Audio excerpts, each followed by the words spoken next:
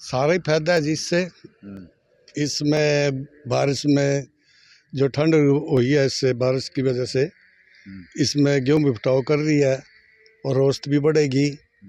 और जब से गर्मी थी थोड़ा गेहूं फूट नहीं कर रही थी, अब फूट भी कर गई है और अच्छी फसल का है भाई, रिजल्ट देगी, अच्छा रिजल्ट देगी गेहूं।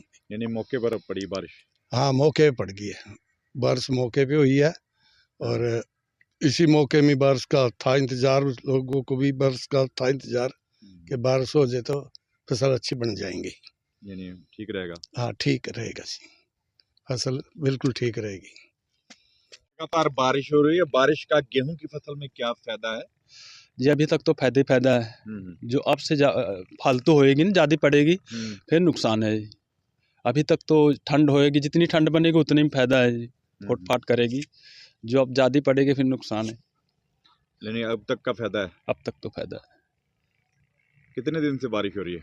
बारिश यही कल परसों से शुरू हुई है, पहले थोड़ी होगी थी, अब ज़्यादा होगी।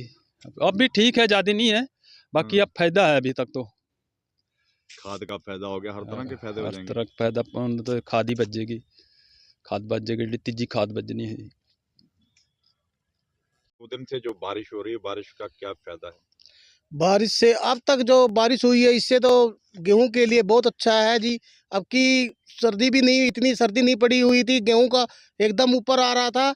अब इसके वजह से सर्दी भी पड़ेगी, गर्मी गेहूं में फुटाव बढ़िया होगा। इतनी बारिश अच्छी है, जो इससे अधिक बारिश हुई फिर फसलों को नुकसान भी हो सकता है।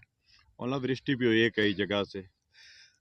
उस ओलावृष्टि से नुकसान है जी, इधर बचाव है जी। गेहूं की फसल में तो कोई नुकसान नहीं? नहीं, अभी नुकसान नहीं है जी। फायदेमंद है? हाँ जी। क्या फायदा रहेगा इसमें? ये फायदा है कि जी भाई अभी गर्मी थी जी, गेहूं में फुटाव इनके रुक गए थे और गर्मी ज़्यादा थी। अब तक आप देखा है कि गर्मी बहुत ज़्यादा थी, ये 12 महीना चल रहा है, पर अब की सर्दी कम थी, इसके कारण गेहूं में फुटाव कम थे। अब सर्दी बढ़ जाएगी, इससे गेहूं का फुटाव और नाड़का इनका बहुत बढ़िया है जी। ठंड पड़नी शुरू हो गई अब? हाँ जी, गेहूं के लिए बहुत अच्छा है जी।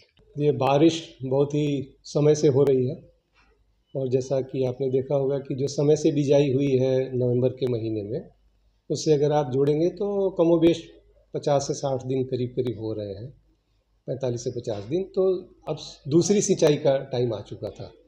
तो ये बारिश जो समय से बिजाई हुई थी उसके लिए दूसरे पानी का काम करेगा, तो किसान भाई बड़े इत्मीनान के साथ दूसरी सिंचाई को छोड़ सकते हैं।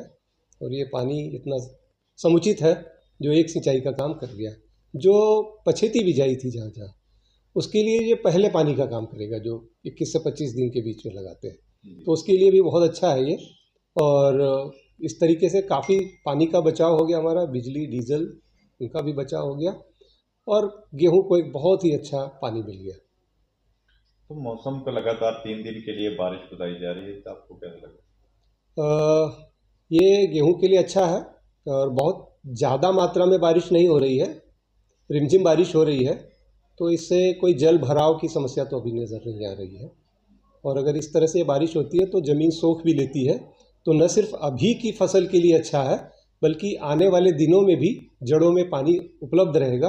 तो आने वाले दिनों में भी अगर सिंचाई थोड़ी बहुत आगे पीछे होती है तो उसको भी बहुत अच्छे से संभाल लेगा। गेहूं की फसल के लिए काफ़ी फायदेमंद है जी, गेहूं की फसल के लिए पूरे कंट्री में इस टाइम बारिश बहुत फायदेमंद है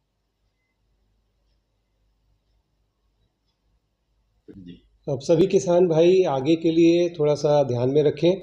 जैसे बारिश हो जाती है, तापमान कम है, तो इसमें जिन किसान भाइयों ने 10 साल से पहले की प्रजातियां लगा रखी हैं, खास करके वो जिनमें कि रोग रोधिता थोड़ा कम हो गई है, तो उनमें ज़रूर एक बार खेत में जाएं और देखें कि अगर कोई रोग तो नहीं आ रहा है, खास करके पीला रतुआ जैसा। जो नई प्रजातियां हैं वो तो उनमें रोग रोधिता है, उनमें तो उतनी परेशानी की बात नहीं है, लेकिन फिर भी आप सभी किसान भाई खेतों में जाएं अपने, और अगर कोई पीलापन दिखता है पत्तियों में और उसको छूने पे अगर कोई पाउडर जैसा निकलता है तो तुरंत ही अपने निकटतम केवीके से या किसी भी यूनिवर्सिटी के साइंसदान से आप संपर्क करें।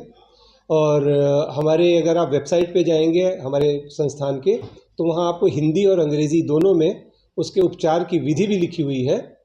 और ये भी एक बात कहना चाहूँगा मैं कि जिन किसान भाइयों को ऐसी कोई बीमारी नहीं दिखती है तो वो कृपया करके अनावश्यक रूप से छिड़काव न करें दवाई का। जब किसी से परामर्श लें और परामर्श मिलने के बाद ही छिड़काव करें, इससे आपकी लागत कम रहेगी। अनावश्यक रूप से आप कोई छिड़काव नहीं करेंगे दवाइयों का, जिससे आपकी फसल भी बढ़िया रहेगी और आपकी लागत कम होने से आपका मुनाफा भी बढ़ेगा। इसके साथ पीला रतुआ तो जाके फरवरी मार्च में देखने को मिलता था। शुरुआत अभी होती है कुछ जगहों पे, जैसे कई सालों में हमने देखा है कि दिसंबर के अंत में शुरुआती लक्षण दिखते हैं।